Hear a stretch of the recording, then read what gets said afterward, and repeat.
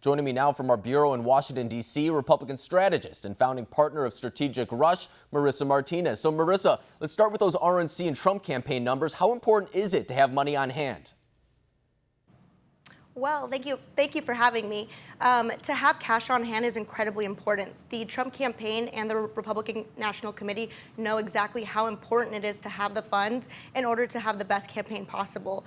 All we have to do is look at, when Trump announced his 2020 campaign in Florida. In less than 24 hours, he raised a whopping $24.5 million.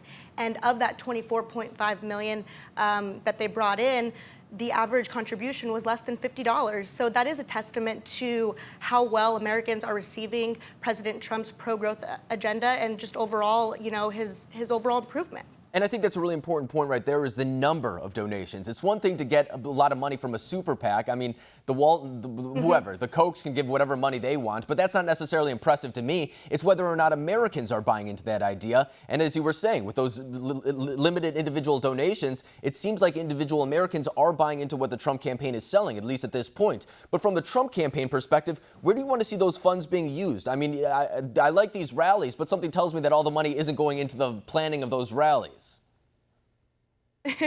That's a great point. What I'd like to point out is that the Trump campaign and the RNC have been able to spend $60 million on a digital strategy, and in addition, they've spent $10 million on advertising. They're able to do all of these things, consistently remind folks of the job that the president is doing. And I'd also like to point out that the grassroots initiatives that the Trump administration and the RNC have done are truly phenomenal. Because they're fundraising so well, they're able to start these grassroots initiatives so early.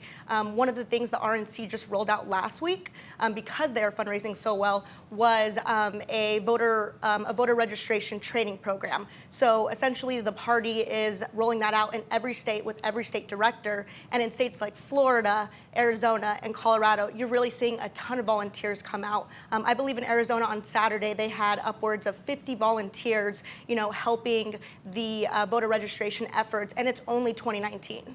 And just last week, too, we saw another coalition, Women for Trump, be formed, headed by Laura Trump, I believe, is one of the people. And that just kind of goes to show you that they know the votes that they need. Women are going to be the crucial demographic in 2020. So when you have fundraising put to the side, you're ready to kind of go out there and, as you were saying, get those grassroots moments started from states that will really be important as well. But I do want to pivot to the Sanders campaign, too, because this is kind of interesting as well. He's been pushing for a $15 minimum wage for the better part of 40 years, however long he's been in Congress or something like that. But the point being is that it's entered the mainstream. And with his most recent campaign, too, he wasn't paying his own staffers $15 an hour. And now that we see that he has to cut back on hours and even let some of them go. So is this representative of really the $15 minimum wage in general?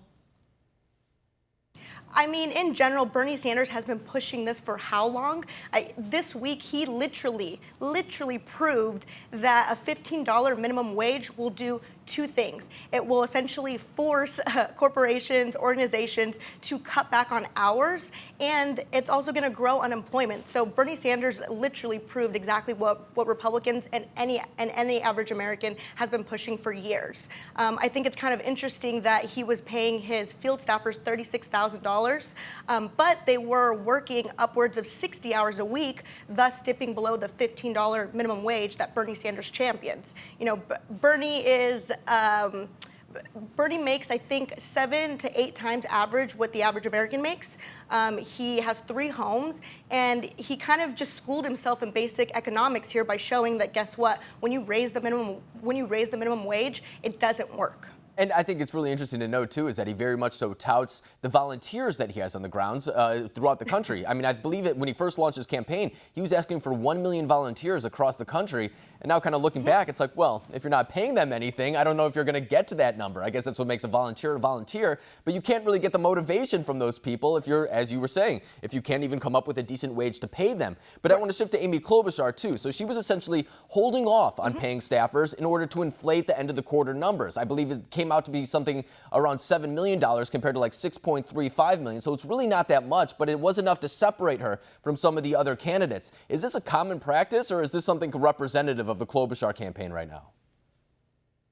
I mean, it's definitely representative of her campaign, but this is a typical accounting tactics that campaigns that are losing try to do in order to seem like the front runner. You know, I've done 3 or 4 cycles now, and I've seen this time and time again when campaigns try to essentially hold off paying big vendors and their campaign staff until the next quarter so that they can inflate their cash on hand. You know, she kind of got caught red-handed doing it. On average, she was spending $65,000 a day. Want to see more videos like this? Click on the link below and subscribe to One America News on YouTube, and call your cable provider and kindly demand that One America News is added to your lineup. Call and subscribe today.